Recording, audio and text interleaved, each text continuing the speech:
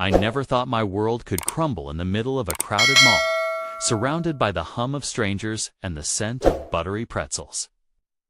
I'm Mike Harper, a regular guy who thought I had a solid marriage, a home filled with love, and a wife who was my everything.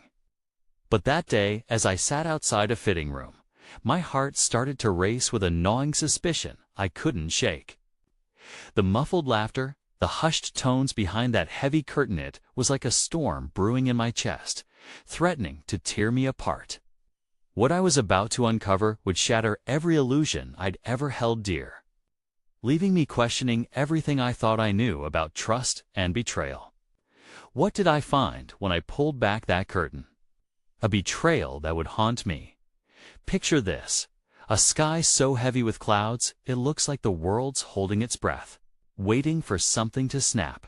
That's how I felt every morning, staring out the window of our little suburban home in Greystone, a place where the streets are too quiet and the secrets are louder than you'd think. My name's Mike Harper, 33 years old, and I've been trying to figure out where I fit in this puzzle of a life for longer than I care to admit. I'm not a hero, not a villain, just a guy who's been married for 6 years to a woman who sometimes feels like a stranger. Her name's Emily Harper, 31, with eyes that can cut through you like glass when she's angry, but warm like a summer dusk when she smiles. We've built a life together, brick by brick, argument by argument, and yeah, there are nights when the heat between us still burns in ways I can't quite describe on air. Let's just say the bedroom door stays locked for reasons that don't need spelling out. Emily's the kind of person who fills a room without even trying. She's a graphic designer, always sketching something on her tablet or scribbling ideas in a notebook, her mind racing faster than I can keep up with. Me. I'm a logistics coordinator at a warehouse on the edge of town, managing shipments and schedules, making sure boxes get from point A to point B without a hitch. It's not glamorous, but it pays the bills. Most days, I come home smelling like cardboard and diesel, and Emily's there with a glass of wine or a sarcastic quip about how I'm the only man she knows who can make a clipboard look good. So here we are, pulling into the parking lot of Silver Oak Plaza right around 11 a.m., the hum of the engine fading as I turn off the car. The mall looms ahead, all glass and steel, a hive of activity even on a cloudy day like this. I step out, the air cool against my skin, and Emily's already halfway to the entrance, her energy buzzing like a live wire. I jog to catch up, her purse slung over my shoulder like some kind of reluctant pack mule. Inside, the place is alive. Families weave through the crowd with strollers, little kids tugging at their parents' hands, while packs of teenagers huddle near the escalators, their laughter echoing off the tiled walls. The faint, buttery scent of pretzels wafts from the food court, teasing my empty stomach, but Emily's got no time for snacks. Her eyes are sparkling, locked on her target, and before I can even get my bearings, she's dragging me toward Lavish Threads, this upscale department store she's been raving about for weeks. I'm already feeling like I don't belong here. The store's interior hits me like a glossy magazine spread, gleaming white floors that reflect every step, mirrored walls that make the space feel endless, and soft pop music humming overhead, just loud enough to drown out my sighs. Emily, though, she's in her element, darting from rack to rack in the women's clothing section near the back, her fingers brushing over fabrics like she's caressing something precious. She holds up a sleek, emerald green dress, twirling it in front of me. "What do you think, Mike? Too much for a dinner date?" I shrug and mumble something about it, looking fine. But honestly, I'm just along for the ride. That's when Ryan, the store consultant, appears out of nowhere, all polished smiles and tailored charm.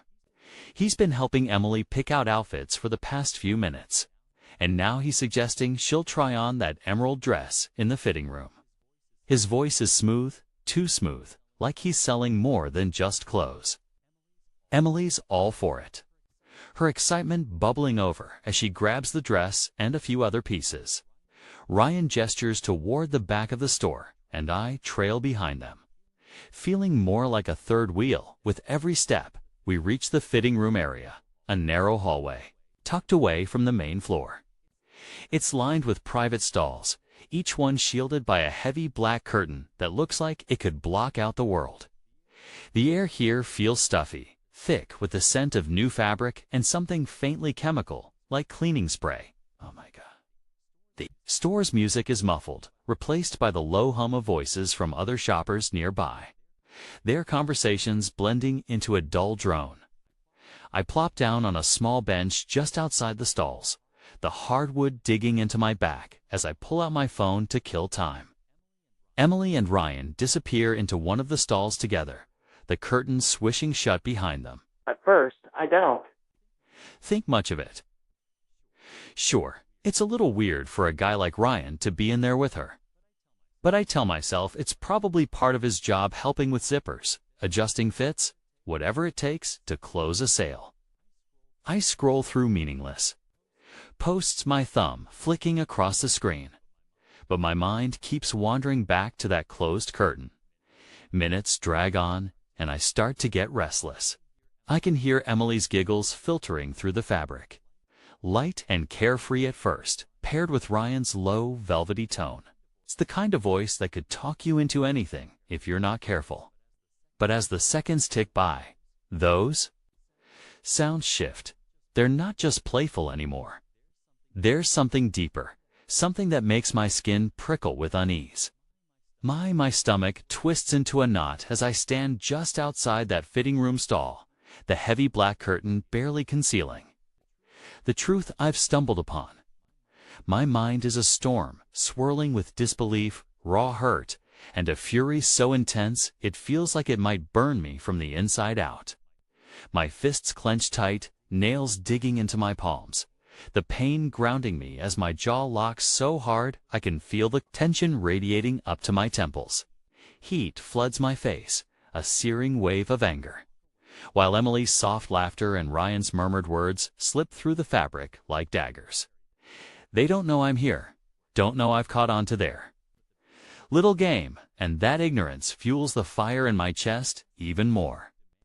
Part of me screams to turn around, to walk away and pretend I didn't see what I saw, didn't hear what I heard. I could bury this, shove it down deep where it can't touch me.